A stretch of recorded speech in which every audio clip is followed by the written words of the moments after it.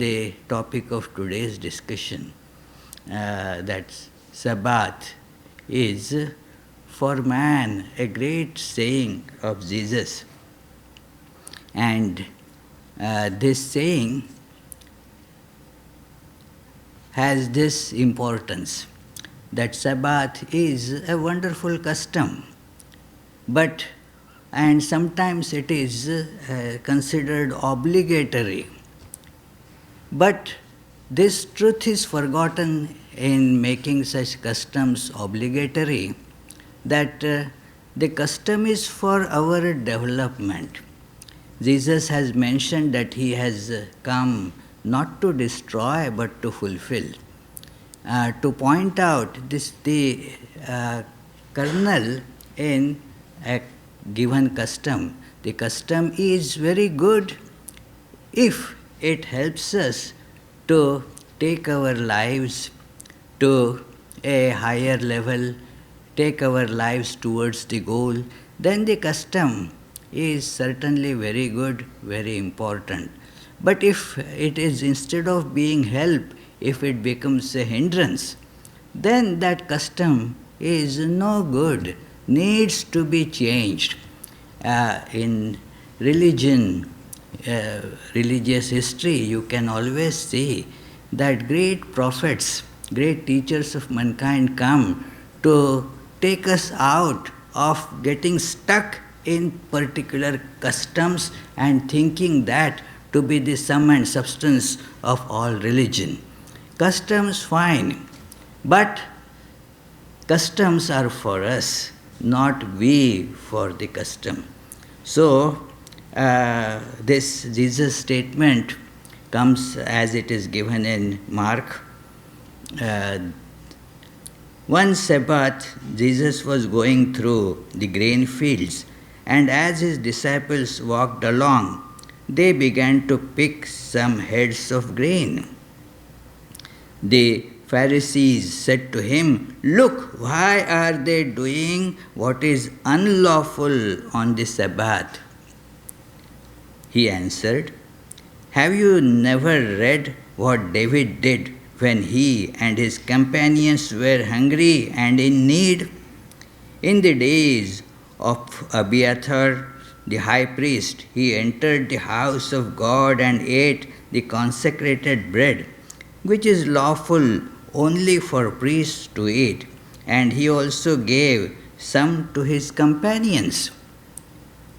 And then he says, and then he said to them, "The Sabbath was made for man, not man for the Sabbath." It is, here we see the essential nature of having customs and getting out of the customs. Customs are for us. We had a discussion in our that chaplains group at Brown University about having these customs.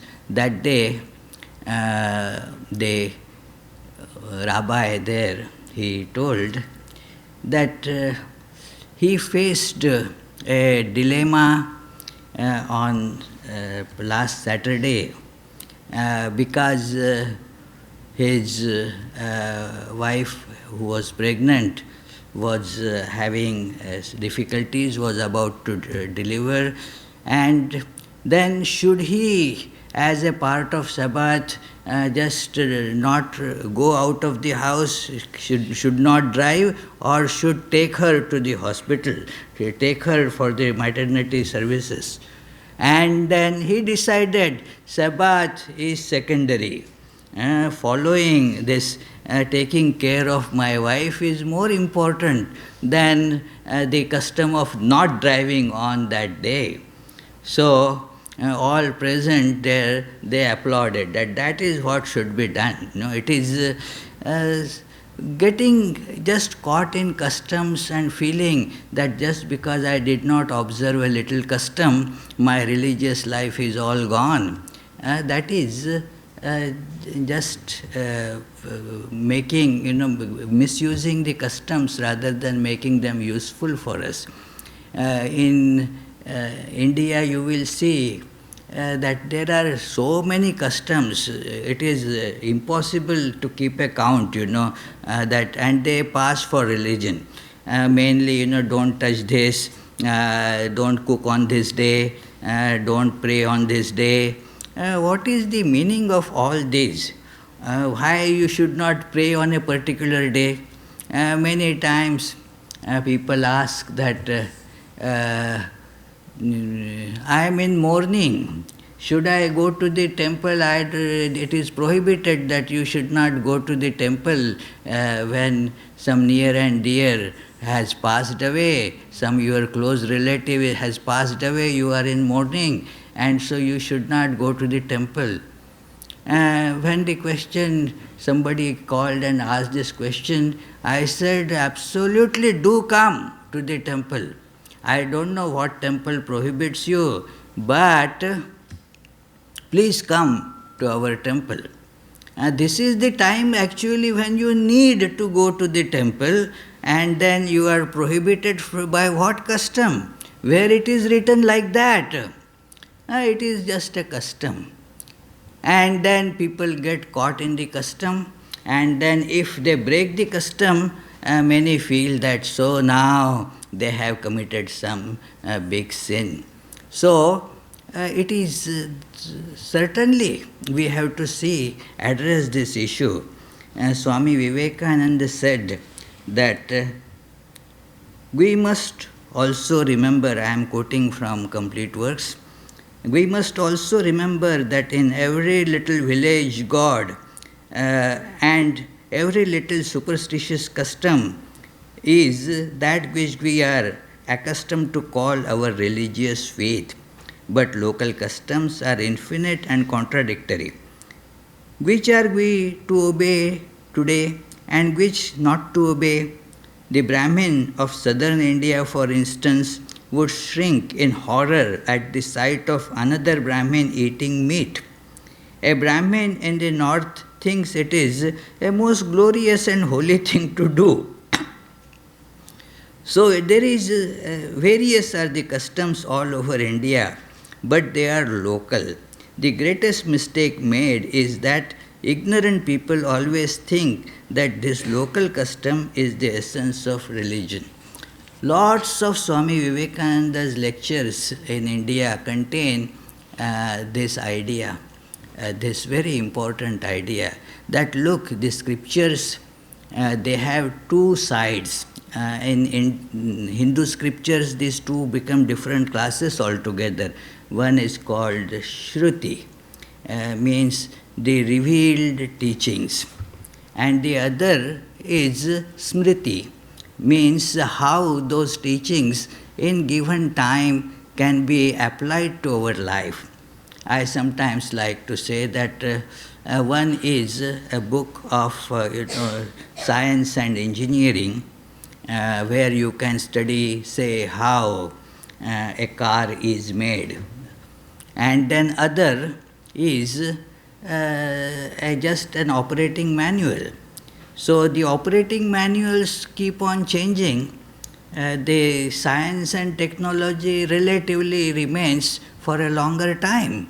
So the customs, they belong to this second category, that they keep on shifting and changing. And so he criticized the big section of population on just using these customs as the sign of being religious. The customs, they come and go, but the important thing is the principle which is being expressed through that custom. That principle remains. The custom will have to change according to the circumstances. Why should this custom come in place to begin with? As a help to our religious life. And so it was very good, as in those conditions at that time, excellent. if you are in a different time, in a different situation, now the principle will remain the same. That has to be followed. But should we be following that custom for it? No. It is a completely different idea. That it is, for example, in India it is customary for a person performing worship, especially in the tropical parts, that he should not have a different upper garment except for this kind of, a plain cloth, that's it. Now, imagine, in the cold climate, like here when the temperatures go fall below freezing all the time, then are we also to then follow that very custom? That is, it would amount to suicide rather than having a good religious life. So therefore, according to the situation, one has to use that custom for our spiritual progress. If we don't do that, then we certainly are misusing the custom. We are misusing the Sabbath if we do not understand this great principle that this Sabbath is for man. It is for us. By observing Sabbath, we are not doing some great favor to God. It was asked that you follow this so that your life will be disciplined and you will be able to go forward in your spiritual life. But if it becomes a hindrance, then you should think that is it really right for me at this time to follow that? It is, let me give you an incident, an example of an incident. One very senior Swami, he was having, he was sick and there was problem, he was not getting sleep, and it was necessary that he would get the required sleep right then. So his attendant was told that, well, who was giving him all the pills, medications at the appointed hour, that you should give this pill to him at 10 o'clock, that sleeping pill. At 10 at night, you should give this pill to him. Now, what happened was at around 10 o'clock, when this attendant wanted to give this pill, that Swami was fast asleep. So he woke him up. For what? Hey, come on, wake up, you have to take this pill. What was that pill? Pill for sleeping. And so now it is yes, the discipline, yes, you have to give this pill at this time. And then when we learned, we laughed and told that attendant, well, that is for sleeping, and if the Swami is sleeping, don't disturb him that he must take this pill. He is already sleeping, so why you want to give that pill to him? That pill is good, like Sabbath is good, but it is for us. That pill has a purpose. If the pill is not only, if it is giving the pill is going to defeat the purpose, then don't give it. It is very important, friends, that we see in all different customs. We should observe them as help to in our progress. Never get hindered by them. This thing is to be kept in mind. Many times we lose the sight and of this truth and feel that observing Hindu traditions means only eating certain types of foods. We Hindus eat this, we Hindus don't eat this. uh, Hindus these days mostly do not eat beef. But that was not the case throughout the history of Hindus. There was time, and there are scriptures which narrate it quite elaborately that the Hindus used to eat beef. And then, mostly, as the historians understand it, that as a matter of agrarian revolution, the cows, these domestic animals, they served a lot of good purpose in agriculture, and so it was not right to kill them, and so a sanction could be very well nicely imposed if given as a religion. Yeah, you cannot kill cows. Oh, it is a big sin to kill cows. So, as if other animals don't have life, or it is, but that is how the popular custom becomes concretized.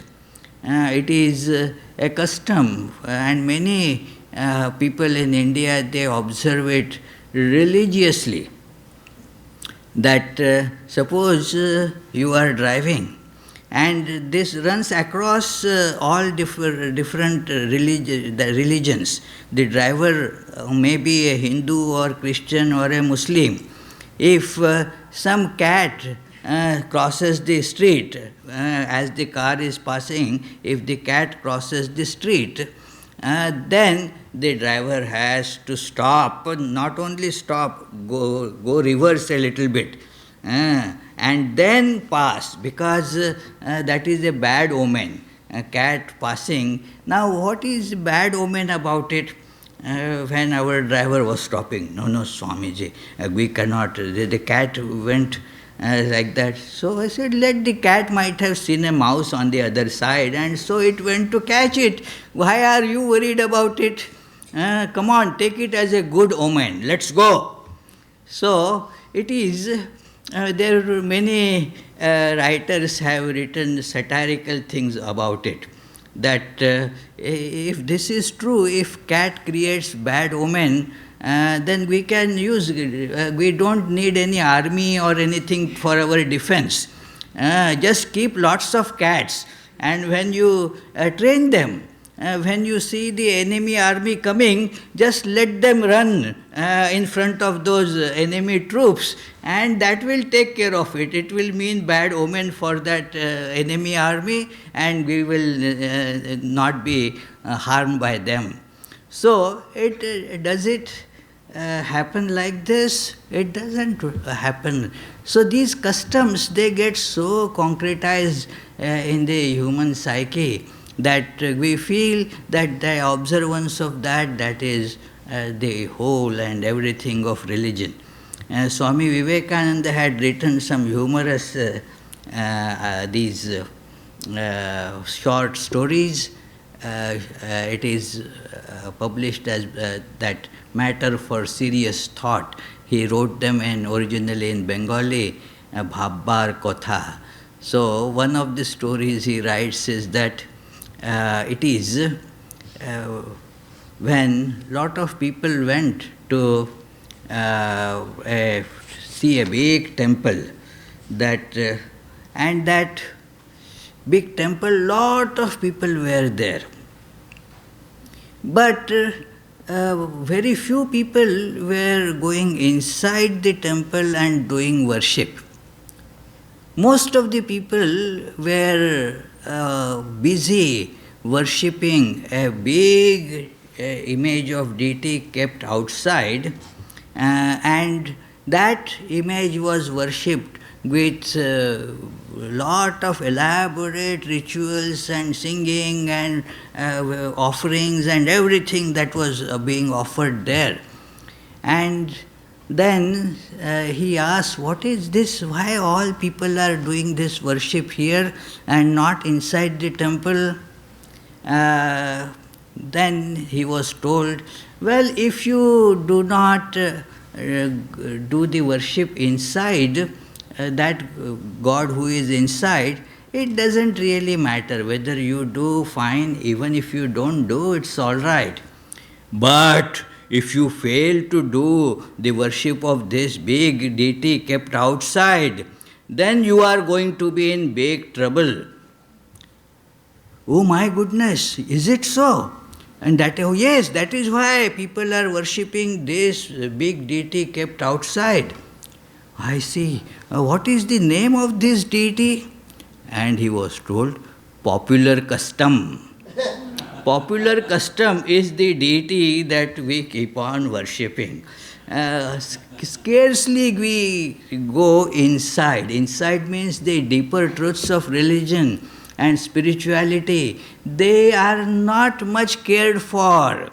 The external rituals, that becomes the religion for us. And therefore, we get worried if we break a little custom when it is necessary to break. That it is one lady was so worried that and kept on calling, whether the 11th day after the full moon or before the full moon is today or tomorrow. And because in one calendar it says today, in another calendar it says tomorrow, I have to observe fast on this day. But today I saw another calendar and it was tomorrow. But I saw one calendar that says today, and I ate today already. So now what will happen if it was today? Then all my, God will punish me for this transgressing this my fasting ritual. What should I do? I said, forget it, do your prayers today and then tomorrow do your fasting, doesn't matter. This idea of fasting, it has become a big custom. It is important thing, The scriptures speak about it, not for nothing. It is a good means to learn to control our various different tendencies, the outward propensities. It is good, but people tend to take it to ridiculous extremes, that as if not eating is religion. Why one should not eat that day? It is because that idea is you should spend all your time in thinking about God. Every day you can't spend that much time. So keep at least some days when you will concentrate only on God. All day you will be busy, say, reading scripture or repeating your mantra, doing your beads, doing worship, and so forth. Don't spend time in cooking and eating that day. That is the whole idea. The Sanskrit word for what is called fasting is upavasa, which literally means staying near God. On that day, stay close to God.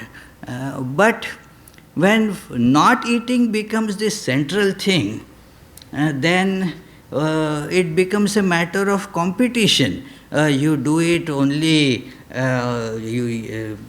by drinking water. I don't drink even water, so I am superior to you. It doesn't make really sense. It is that whether you drink water or whether you drink tea, whether you eat a little bit, the idea was that you should not spend time in cooking. So, but you may feel hungry, and the mind, instead of going to God, will turn towards the guts, you say. So, your gut feeling will be different. So, it is, therefore it is told, okay, you can eat fruits on that day. So, the idea then became stretched so much that then what is fruit? Many things got included. gradually the fast became a feast. That is another, the misuse of a custom. That it is, and it is taken as the matter of, conforming to my religion. Because I am doing my fasting, I must be a really religious person. It is really, we must ponder deeply. There are many who emaciate their bodies in the name of practicing religion. That today this is 11th day, tomorrow it is I observe my this Monday fast, then there is something again on Tuesday, so 2-3 days not eating anything. Is it the way that one will be able to concentrate on the message of the sages? No, we will be thinking about food all the time. When once it is over, and then I will get lot of things to eat. And that is actually how it happens. In many cases, when there is a fast one day, then the previous day people eat a lot because tomorrow I have to fast. So today let me eat a lot. Then on the fasting day, this thing is allowed to be eaten, that is also allowed to be eaten. They eat and think, then tomorrow what special feast we will be making. Because then tomorrow we will not be giving up the fast, so we should celebrate it with some big feast. So the whole idea, the custom becomes destructive rather than helping us. So it is very important. The customs are important because they contain some very important message. Some principle is involved in them. Now that principle is to be preserved, but the custom needs to be changed. It is one day our Muslim chaplain there, I was talking to him, and he said, oh, it is so difficult, this is Ramzan, and the Ramzan is coming. And when it is this year, that problem will be there. It is in the summer time. So the days are so long. So the time for eating is very little. And so I suggested to him, just think the context where it was all, this idea was given. That was in the Palestine and that area, Arabia, mostly where it is close to equator, and therefore the days and night, they do not change over the year. Almost about 12 hours a day, 12 hours night, like that. So there it makes sense, Suppose if you go, for example, far in Alaska there, and then you will have no time to eat at all, and that will be in summer, it will be very difficult. So therefore, make suitable changes. But he was very apprehensive that how if I do like that. He understood that that is what it should be done. We should look it in the historic context. But to break a custom requires lot of courage, It is Swami Vivekananda, when he wanted to come to America to attend the Parliament of Religions. What was the obstruction that was presented by so many highly learned scholars of scriptures? That no, the scriptures say you cannot cross the sea. And to go to America means crossing the sea. You will not do it. And when he asked that why, please can you present an argument for that? They said, no, it is even beyond, it is the popular custom. He tried to reason that, well, show me in a scripture, that in a one of the authentic scriptures, not some local, some smriti, But one of the revealed scriptures like Upanishads or Bhagavad Gita, show me. They said, no, no, no, it is not in the scriptures. But they quoted their own statement, Shastrad Rudhir Baliyasi. Means popular custom is more powerful than scriptures. So that is, so there was no rational, but the popular custom was so much stronger that when he came back from the west, many temples' doors were closed for him. You cannot enter. The temple at Dakshineshwar, Kali temple at Dakshineshwar, where Swami Vivekananda came in touch with Sri Ramakrishna, where this young man Narendranath became Vivekananda. There he was not allowed to go in because he committed the heinous sin of crossing the seas. Now, so actually we all Indians, who are here, they should thank Swami Vivekananda that he broke that jinx there. That it is that is why now they can freely travel. It is because that was not the scriptural saying, popular custom. No, that this cannot be done. Sabbath, don't do this on Sabbath day, this should not be done, that should not be done. There is principle in that. There is a very good idea in that. But that idea must be preserved, must be taken and put in the right perspective, proper perspective, so that it doesn't become a hurting hindrance. It makes for the spiritual progress. This happens everywhere, that we go and start doing something and then it becomes a kind of tradition. Swami Vivekananda mentions in his book on Jnana Yoga that there are, when the worship is performed, there are rules how the fire should be lit for the worship. And the two pieces of wood have to be taken, from which tree they should be collected, and how they should be rubbed to create fire from that. Elaborate. And then many places they try to do it, Why not just take a matchbox and light a matchstick and get fire from that? No. That is, the scripture says you have to have fire like this. Oh, brother, it was when there was no matchsticks. That was understandable, And now do you need to do that? It will be foolish, to get into those things. It was told, and many observe that even now, that there are some rules that you should not eat the food cooked in the morning, in the evening.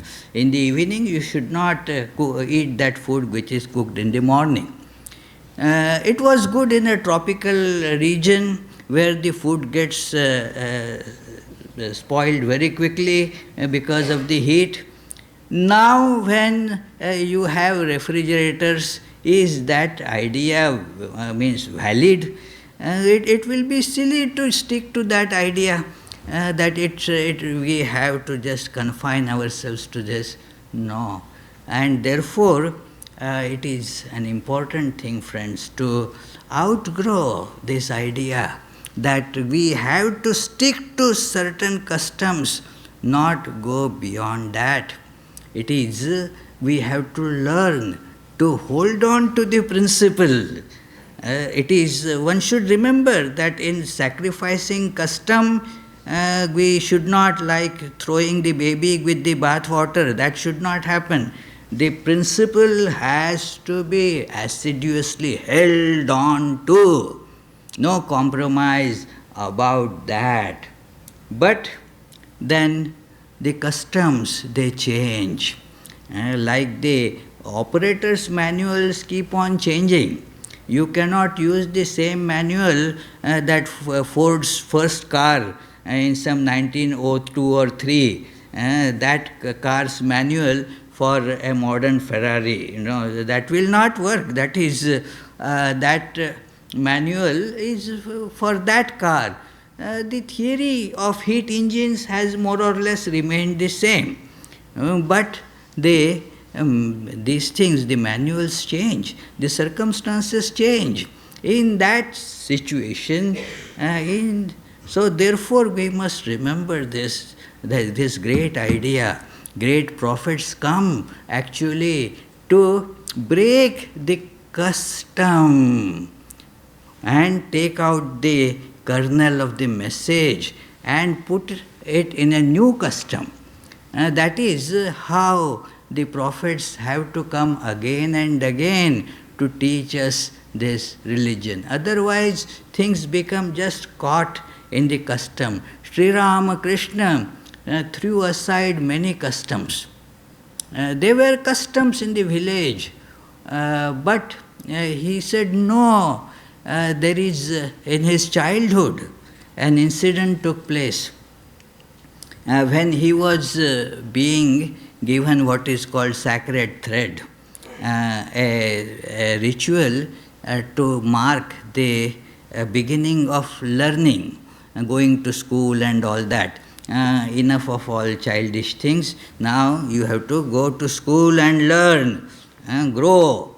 So it is that ritual is performed called Upanayana, means in a way you are being given new eyes, a new vision. So in that there is a custom that you, after this ceremony is over, then the little boy would go and bake food. Now he had assured one lady with who used to take care of him and so forth, but he was from a lower caste.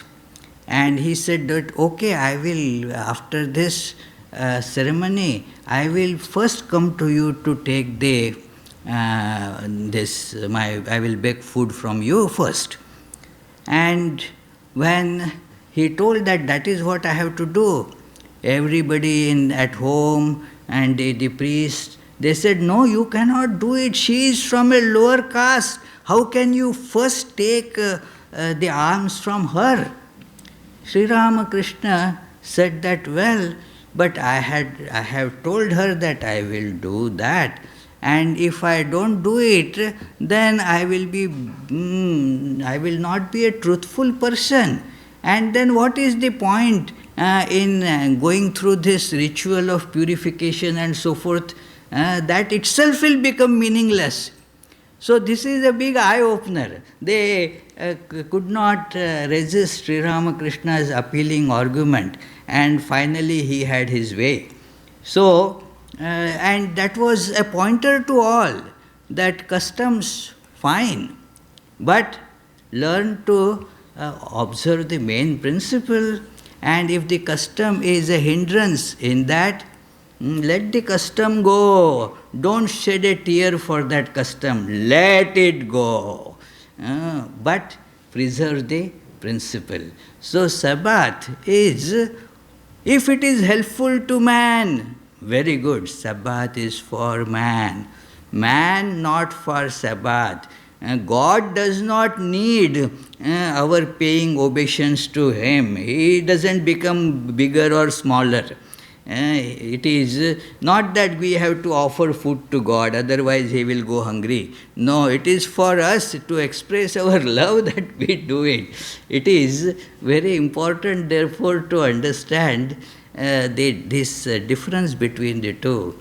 So, with this I conclude today's talk.